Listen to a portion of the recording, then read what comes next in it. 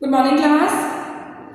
हम पढ़ रहे हैं आपकी वितान बुक का प्रथम पाठ जो कि है गायिकाओं में बेजोड़ लता मंगेशकर। बेटा आपके वितान में 3 पाठ हैं। किसी किसी नई बुक में 5 चैप्टर दिए हैं जबकि आपके में 3 ही हैं। फर्स्ट है गायिकाओं में बेजोड़ लता मंगेशकर, सेकंड है राजस्थान की रजत बूंदें और लेसन नंबर 3 है आलो अंधारी बेबी हालदार। इस पाठ में हम पढ़ रहे हैं कि लता का गायन किस प्रकार था, किस प्रकार उनके कोमल स्वर थे। अब उनके गाने के बारे में और हम जानेंगे। लता की लोकप्रियता का मुख्य मर्म यानी मुख्य रहस्य यह गानपनी है, यानी गाना गाने की उत्कट शैली। लता के गाने की एक और विशेषता है उसके स्वरों की निर्मलता। मतलब वो स्वरों को इतने कोमल तरीके से बोलती है, बोलने में ही ऐसा लगता है जैसे गा रही हो। उससे पहले की पार्श्व गायिका प्लेबैक सिंगर नूरजहां भी एक अच्छी गायिका थी, इसमें संदेह नहीं। तथापि उसके गाने में एक मादक उत्तान दिखता था। यानी नूरजहां, इनके पहले जो गायिका थी नूरजहां, वो जब गाती थी तो उसमें एक मदहोशी और एक जोश दिखता था। लता के स्वरों में कोमलता और मुग्धता है। लता के स्वर बहुत कोमल होते हैं और मुग्ध कर देने वाले होते हैं। ऐसा दिखता है कि लता का जीवन की ओर देखने का जो दृष्टिकोण है वह उसके गायन की निर्मलता में झलक रहा है। ऐसा प्रतीत होता है कि जैसा वो अपने जीवन में है, निर्मल, कोमल, मधुर, ऐसा ही उनके गाने में आ गया है। हाँ, संगीत दिग्दर्शकों ने उसके स्वर की इस निर्मलता का जितना उपयोग कर लेना चाहिए था उतना नहीं किया। कुमार गंधर्व ये मानते हैं कि लता के इतने कोमल स्वर हैं, संगीत के जो एक्सपर्ट्स हैं वो उन्हें हाईली नोट्स, मतलब ऐसे गाने गाने को देते हैं जिनमें हाई नोट्स, ऊंची पट्टी बहुत खींच के गाना पड़े। मैं स्वयं संगीत दिग्दर्शक होता तो लता को बहुत जटिल काम देता, ऐसा कहे बिना रहा नहीं जाता। कुमार गंधर्व भी इस बात को स्वीकार करते हैं कि यदि मैं भी संगीत का एक्सपर्ट होता तो उन्हें बहुत कठिन काम देता, क्योंकि इस काम को करने की क्षमता लता में है। लता के गाने की एक और विशेषता है उसका नादमय उच्चार। मतलब शब्दों का, स्वरों का उच्चारण वो बहुत ही शुद्ध और अच्छे तरीके से करती हैं। उसके गीत के किन्हीं 2 शब्दों के अंतर स्वरों के आलाप द्वारा बड़ी सुंदर रीति से भरा रहता है और ऐसा प्रतीत होता है कि वे दोनों शब्द विलीन होते होते एक दूसरे में मिल जाते हैं। मतलब जब आप लता के गाने सुनेंगे तो आपको ऐसा लगेगा कि वो मिले हुए हैं लेकिन अलग अलग भी हैं। यानी उनकी खिचड़ी नहीं बनी हुई, साफ तौर पर वे एक दूसरे से अलग सुनाई पड़ते हैं, एक दूसरे में मिक्स नहीं होते। यह बात पता करना बहुत कठिन है, परंतु लता के साथ यह बात अत्यंत सहज और स्वाभाविक हो बैठती है। ऐसा माना जाता है कि लता के गाने में करुण रस प्रभावशाली रीति से व्यक्त होता है। कुमार गंधर्व ऐसा मानते हैं कि लता के गाने में करुण रस की प्रधानता है। आपने 10th क्लास में रस पढ़े होंगे। जो 9 प्रकार के रस हैं उनमें करुण रस की प्रधानता लता के गाने में मिलती है। पर मुझे खुद ये बात नहीं पटती, कुमार गंधर्व को ये बात नहीं ठीक लगती। मेरा अपना मत है कि लता ने करुण रस के साथ उतना न्याय नहीं किया। बजाय इसके मुग्ध श्रृंगार की अभिव्यक्ति करने मध्य या द्रुत लय यानी तेज गति के गाने लता ने बड़ी उत्कटता से यानी पूरा लगन से मन लगाकर गाए हैं।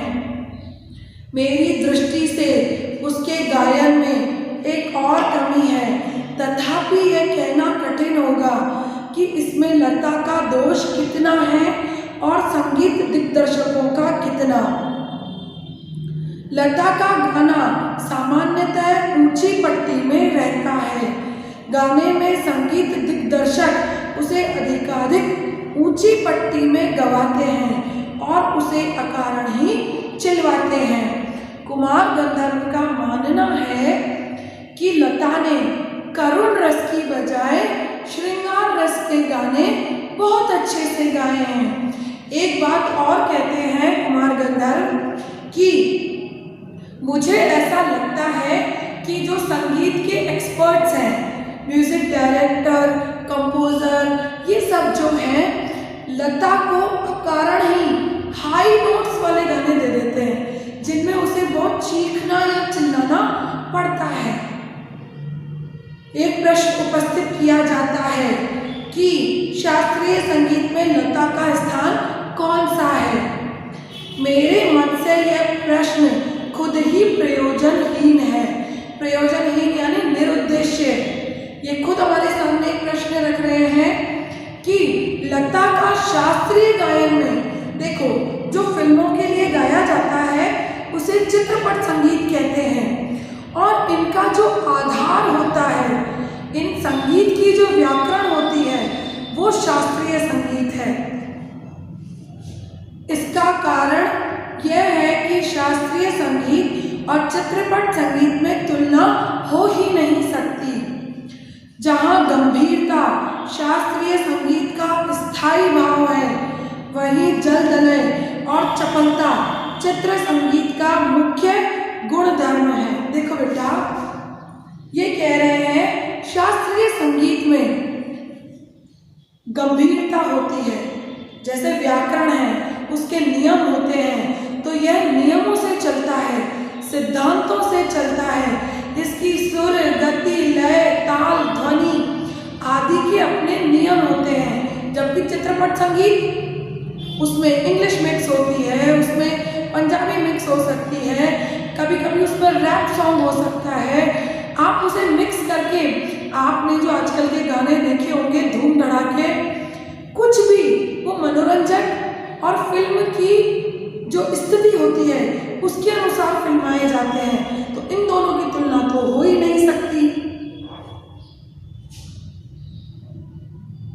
चित्रपट संगीत का ताल प्राथमिक अवस्था का ताल होता है, जबकि शास्त्रीय संगीत में ताल अपने परिष्कृत यानी बिल्कुल शुद्ध रूप में पाया जाता है। चित्रपट संगीत में आधे तालों का उपयोग किया जाता है। उसकी लयकारी यानी लय, गति, ताल, सुर सब अलग होता है, आसान होती है। यहाँ गीत और आघात को ज़्यादा महत्व दिया जाता है, सुलभता और लोच को अग्र स्थान दिया जाता है। तथापि चित्र संगीत गाने वाले को शास्त्रीय संगीत की उत्तम जानकारी होना आवश्यक है और लता के पास वह निसंशय है। लता के पास शास्त्रीय संगीत की और चित्रपट संगीत की दोनों की जानकारी है, यानी फिल्मों में, सिनेमा में किस तरह का गीत गाना है, किस तरह की आवाज़ की आवश्यकता है और शास्त्रीय संगीत में किस प्रकार गाना है, तो इन दोनों की जानकारी लता के पास निसंशय बिना किसी संदेह के है। 3-3.5 मिनट के गाए हुए चित्रपट के किसी गाने का और एकाध खानदानी शास्त्रीय गायक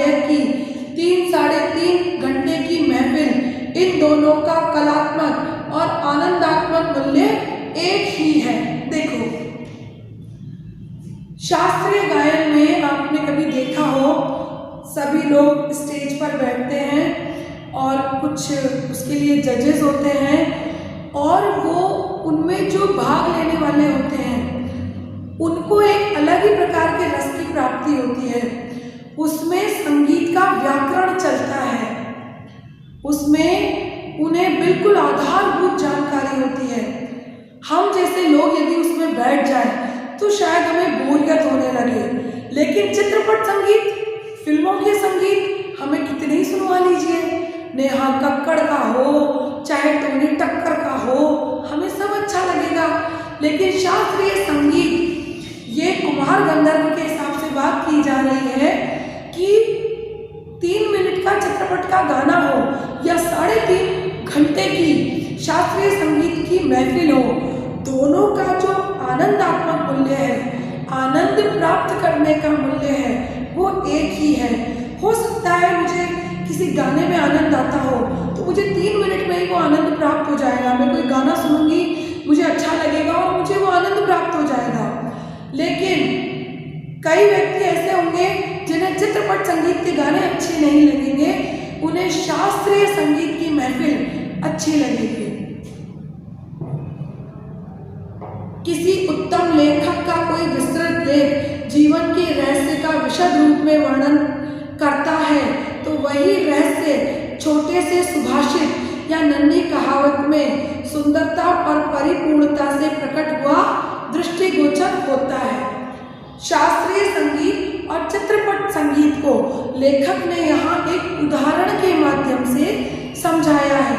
वो कैसे कि कोई एक बहुत बड़ी कहानी कहो या कोई एक कहावत कह दो, दोनों की बात एक ही है। जैसा कि मैंने आपको बताया, किसी को 3 मिनट के गाने में आनंद आ जाएगा तो किसी को 3 घंटे की शास्त्रीय संगीत की महफिल चाहिए। किसी को एक लाइन में बात समझ में आ जाएगी और किसी को पूरी बात का विस्तृत वर्णन कर देने पर भी शायद हो सकता है ना समझ में आए, या किसी को पूरी बात का विस्तृत वर्णन कर देने पर ही समझ में आती हो। उसी प्रकार 3 घंटों की रंगदार महफिल का सारा रस लता की 3 मिनट की ध्वनि मुद्रिका में आस्वादित किया जा सकता है। उसका एक एक गाना एक संपूर्ण कलाकृति होता है। सही बात है, गाना भी एक कला है, एक आर्ट है। स्वर, लय, शब्दार्थ का त्रिवेणी संगम वहाँ होता है और महफिल की बेहोशी उसमें समाई रहती है।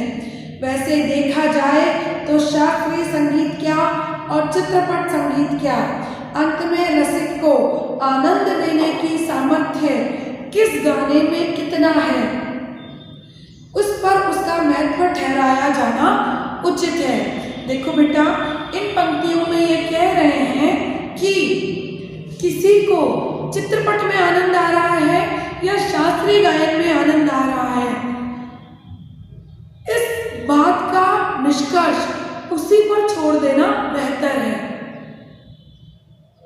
जैसे डांस करना सबको अच्छा लगता है, थोड़ा बहुत बारातों की तरह सब ठुमक लेते हैं, कूद लेते हैं, लेकिन वहीं यदि शास्त्रीय नृत्य की बात की जाए, जो हमारे नृत्य हैं भारत के, जिस प्रकार कथक है, कुचिपुड़ी है, ओडिसी है, तो ये जो शास्त्रीय नृत्य हैं, इनमें पूरा आधारभूत ज्ञान होना आवश्यक है।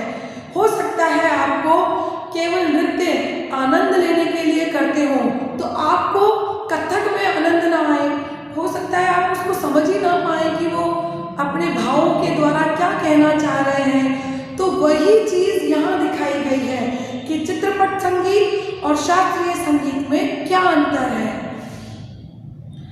मैं तो कहूँगा कि शास्त्रीय संगीत भी रंजक ना हो तो बिल्कुल नीरस ठहरेगा, अनाकर्षक प्रतीत होगा और उसमें कुछ कमी प्रतीत होगी।